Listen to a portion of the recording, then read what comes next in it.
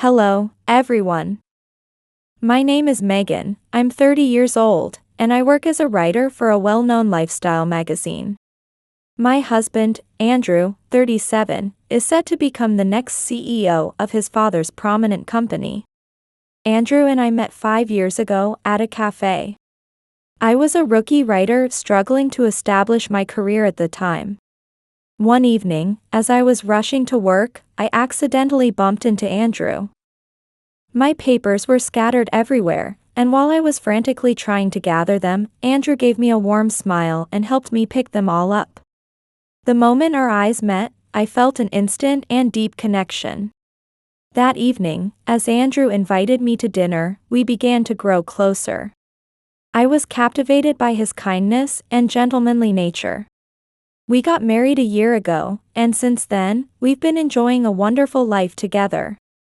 One day, while sitting together on the sofa at home, I took out the documents I had received from the obstetrician with slightly trembling hands.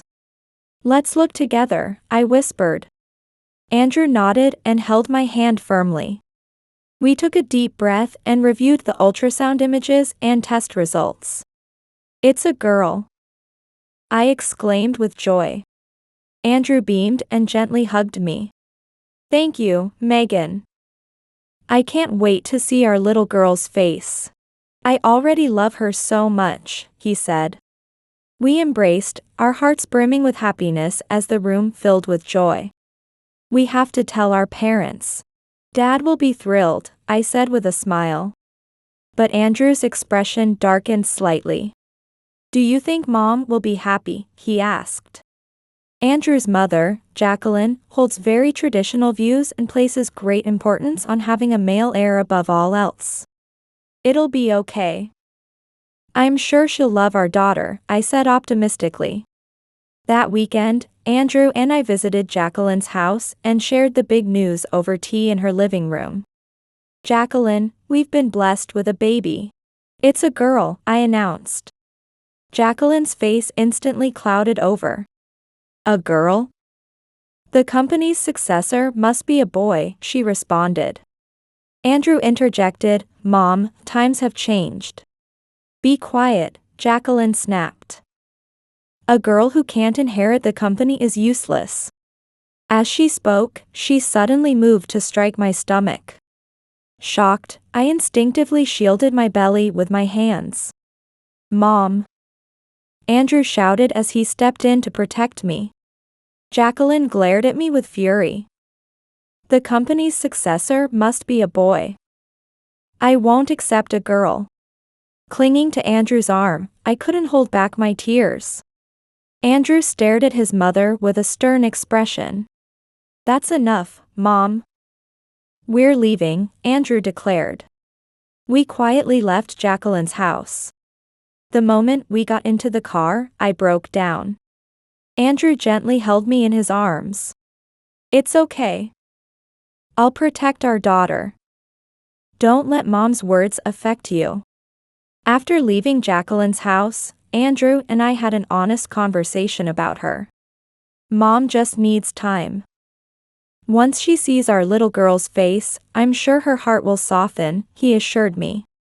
I chose to believe his words, and as my pregnancy progressed, we gradually adapted to our new life. I continued working within my limits, prioritizing the baby's health. Andrew started helping out more at home. He prepared breakfast, cleaned up before heading to work, and came home early whenever he could. "Megan, take it easy. Your health is the most important thing," he said gently, always providing unwavering support and care. By the 5th month of pregnancy, my belly became noticeably larger. "Today, we get to hear the baby's heartbeat," Andrew said excitedly. When we arrived at the hospital and heard our daughter's strong heartbeat for the first time, we were rendered speechless by the overwhelming emotions. "My sweet daughter, Mommy, and Daddy are here for you," Andrew whispered to my belly, holding my hand tightly with joy. His support sometimes went above and beyond. One weekend, concerned about my growing belly, Andrew spent the entire day shopping and cleaning. Feeling heavy after sitting for a long time, I said, "Thank you, Andrew, but how about we go for a walk together? Moderate exercise is important." He reluctantly agreed, and we took a peaceful stroll in a nearby park. As we savored the peaceful moment together, our connection as a couple grew stronger. While preparing to welcome our baby, Jacqueline's attitude, unfortunately, did not improve at all. She constantly called Andrew's office and made late-night visits to our home. One day, Jacqueline showed up at my workplace and caused a scene in front of my coworkers. "This woman is useless because she can't give us an heir." Humiliated and furious, I escorted her out of the building. "Jacqueline, please don't do this anymore. I'm proud to be having a daughter," I pleaded tearfully, but she glared at me coldly. "We don't need a girl. If you can't give us an heir, leave this family," she declared. On another occasion, Jacqueline barged into a meeting at my office. "Megan, are you still working here?" she shouted.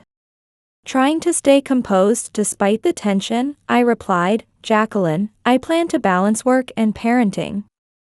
I haven't started maternity leave yet, but I'll take it at the appropriate time. Please don't worry." Jacqueline ignored my explanation. "You became useless the moment you got pregnant with a girl.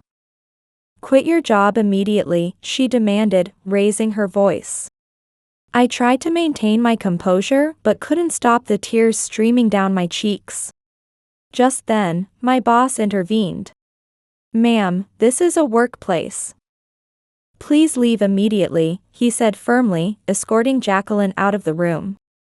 I did tell Andrew what had happened. He was heartbroken by his mother's behavior.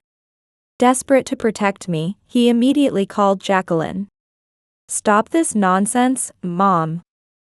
Megan is my beloved wife, and she's carrying our child. Is it so hard to love your grandchild just because she's a girl during this important time?" But Jacqueline refused to listen, and her erratic behavior only escalated. One day, we came home to find the house ransacked.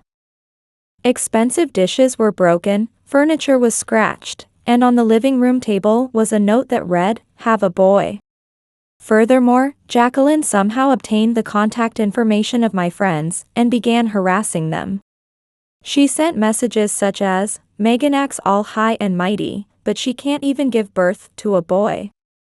You should cut ties with her."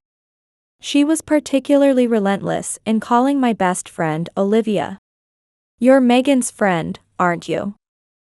Can't you convince her to quit her job? A woman who has a daughter has no future. She should have a son instead." Olivia relayed Jacqueline's comments to me and offered her support and reassurance. "You've done nothing wrong, Megan. We're all on your side." When Andrew found out about Jacqueline's behavior, he tried talking to her again. "Mom, how can you be so cruel? What you're doing isn't just hurting Megan, it's deeply wounding the baby, too." But Jacqueline remained obstinate. "The moment I found out it was a girl, she became useless to me," she said coldly. Jacqueline's behavior escalated day by day. While we considered involving the police, we wanted to find a peaceful resolution since she was family. However, the stress caused by Jacqueline's actions began to affect my delicate health during pregnancy.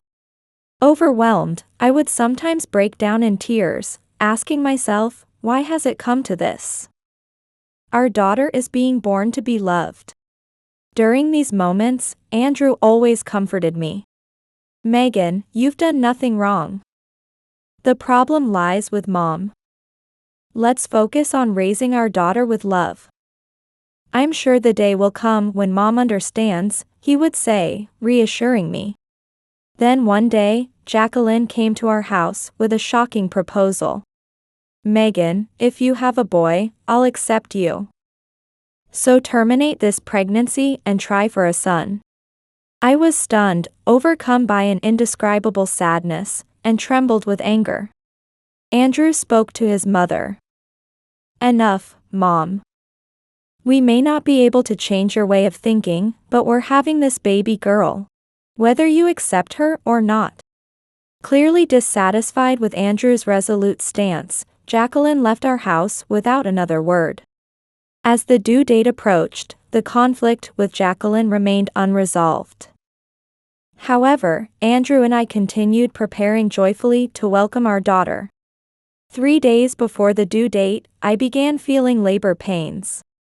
Andrew frantically called the hospital and helped me into the car. "Take deep breaths, Megan. We'll be at the hospital soon," he said, trying to keep me calm as he drove. As soon as we arrived, I was admitted, and Andrew held my hand tightly. "You're strong, and I'm right here with you," he whispered. After a long labor, I gave birth to a healthy baby girl. When the doctor placed her in my arms, tears streamed down my face uncontrollably. "Hello, my sweet daughter. Welcome to this world." Andrew was speechless, overwhelmed with emotion. "Thank you, Megan. You're the best wife and mother," he said. We named our daughter Samantha, the treasure and center of our family. As for Jacqueline, there was no sign of her celebrating Samantha's birth. She didn't come to the hospital or respond to our attempts to reach out. A few days after bringing Samantha home, Jacqueline visited our house. "May I see my granddaughter?" she asked coldly. Cautiously, Andrew allowed her inside. Jacqueline walked into the living room where I was sitting with Samantha in my arms. "Jacqueline, this is your granddaughter, Samantha," I said with a warm smile. Jacqueline's expression remained icy. So, it was a girl after all. In the end, there's no heir. Andrew's face grew tense. "That's enough, Mom. Samantha is our precious daughter." With a sarcastic smile, Jacqueline responded. "That's fine, but this child has no value to the company." I trembled with anger, but Andrew placed a reassuring hand on my shoulder. Jacqueline continued, "I feel no bond with this child and do not wish to see her again." Andrew took a deep breath and stared at his mother. "Mom, is that true?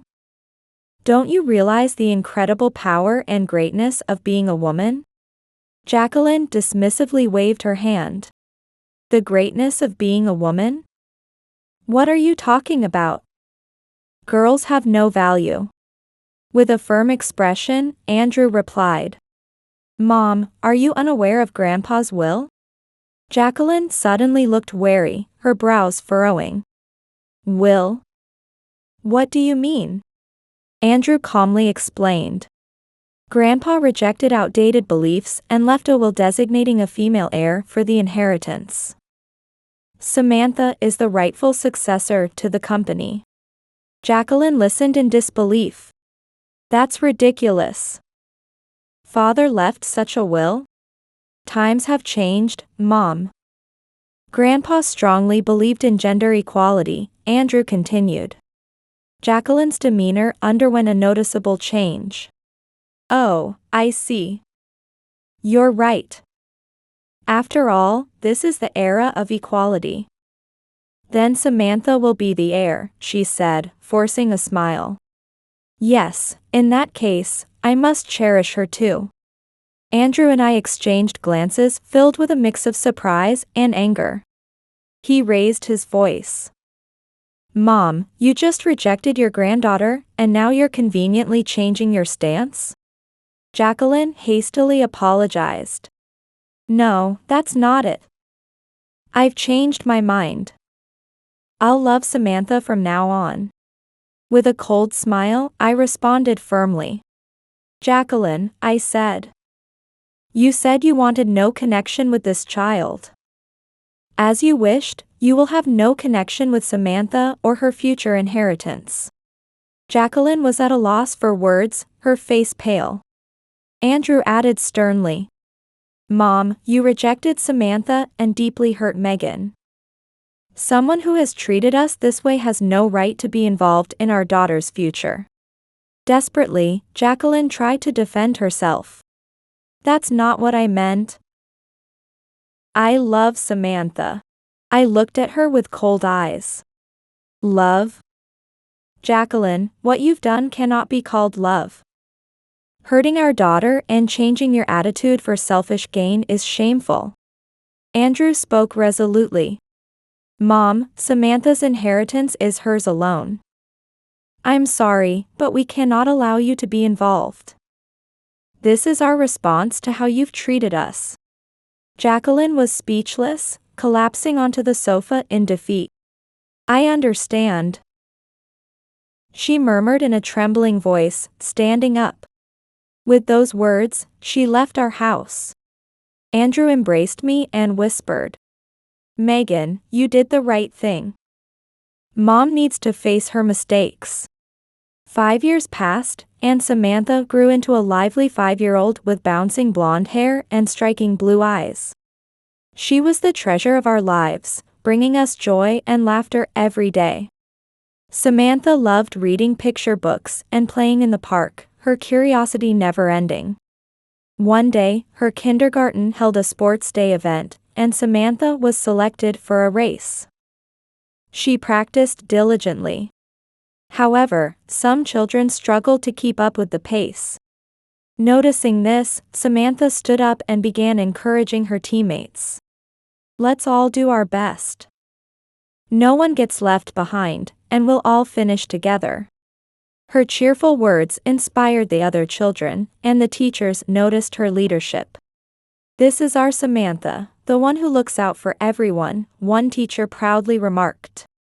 Watching Samantha grow into a compassionate and confident young girl brought Andrew and me immense joy. Although we cannot erase the memory of Jacqueline's past deeds, witnessing our daughter grow into such a radiant and compassionate individual has been profoundly restorative. 15 more years passed, and Samantha had grown into a beautiful and intelligent 20-year-old. I had been promoted to editor-in-chief of the magazine, and Andrew had become the CEO of his family's company. After graduating from college, Samantha began working in the corporate strategy department of Andrew's company, quickly showcasing her talents and dedication. One day, Andrew spoke to her about the company's future. You're the one who will lead this company forward. In the not-so-distant future, you'll take the helm. Samantha listened carefully and replied with confidence. Dad, I'm going to grow this company into a global enterprise. A place where everyone can thrive and equality is valued. That's my dream. With tears of pride in his eyes, Andrew placed a firm hand on her shoulder. You're the only one who can make that dream a reality. I'll support you every step of the way. The hardships and pain caused by Jacqueline's prejudice had been difficult, but we overcame them and strengthened our family bonds. During our wedding anniversary celebration, Samantha planned a surprise dinner to express her gratitude. Mom, Dad, today is a special day. So, let me be the host, she declared happily. The dinner table was adorned with memories of our lives, our wedding photo, Samantha's childhood drawings, and a recent photo of the three of us. Mom and Dad, I am filled with happiness to be a part of our family. Your love empowers me to chase my dreams, Samantha said, bringing us to tears. We're so proud of you, Samantha, I said, holding her hand. Andrew added, your smile gives us strength. The three of us clinked glasses and savored our happiness together. The bonds forged through our hardships seemed robust enough to endure any challenge. A few years later, I received surprising news from my friend Olivia. Megan, I saw Jacqueline in town the other day. She looked different. I frowned. Different? How? She was wearing tattered clothes and looked disheveled. Honestly, she looked like a homeless person. When she saw me, she ran away as if she were ashamed. Hearing this, I felt a mix of shock and sadness. For years, Jacqueline had distanced herself from everyone, refusing help or relationships. Andrew was equally troubled. I can't believe Mom is in this situation. She used to be so proud, he said with visible conflict. Jacqueline's plight saddened us, but the wounds she left on our family remained, and neither of us was ready to reconcile with her. Instead, we chose to focus on the life we had built. To secure Samantha's future, we must stand united and let the strength of our family bond be our beacon. Mom, Dad, what were you talking about? Samantha asked one night as she walked into our room. I gave her a gentle smile. We were talking about how grateful we are to have you in our lives and how we want to keep making happy memories with you. She replied with a bright smile. Then let's go to that Italian restaurant I love tonight. They have my favorite pasta. That's a fantastic idea, Andrew concurred, and together, the three of us set out, eager to embrace the bright future that lay ahead. On the way to the restaurant that evening, we unexpectedly saw Jacqueline. She was sitting on a bench in an alley, her former dignity nowhere to be found, her expression forlorn. Samantha stopped in her tracks, but we walked past her in silence. Later that night, Samantha confided in me. Mom, seeing Grandma today made me feel a little sad. But I've decided to focus on my own path. I hugged my daughter. That's right, Samantha. You have a wonderful future ahead of you. Time passed, and Samantha turned 25. As the company's president, she launched a new project aimed at supporting the success of female employees, embodying her commitment to gender equality. One day, Samantha's wedding took place. Her partner was a young man she had met in the company's new business division. During the reception, Samantha took the microphone and spoke to the guests. I've come this far thanks to the love of my mom and dad. And this journey has taught me something important. That everyone has the right to be happy. From now on, with my husband by my side, I want to help create a society where everyone can shine. After the ceremony, we sat on a bench in the park, watching the sunset. Andrew spoke quietly. I heard about Mom. She's moved into a nursing home. We sat in silence for a moment. Then Samantha said softly, I sent Grandma a bouquet. I can't meet her in person, but I wanted to at least convey some kindness. Her thoughtfulness moved me deeply. My anger toward Jacqueline had gradually transformed into profound pity. She had lost the chance to connect with her remarkable granddaughter because of her prejudice. Now, Samantha is expecting her first child. She says, regardless of whether the baby is a boy or a girl, I will love them wholeheartedly. That's the most important lesson I've learned from you, Mom and Dad. Our story, shaped by pain and conflict, ultimately nurtured stronger and kinder hearts. And now, Samantha is beginning her own story with her new family. This is a story of love triumphing over prejudice, teaching us that everyone has the right to live authentically and with dignity. Thank you for watching this heartwarming story. To receive more touching stories, please subscribe to our channel. Turn on the notification bell to get updates on new releases as soon as they are available. We look forward to your comments.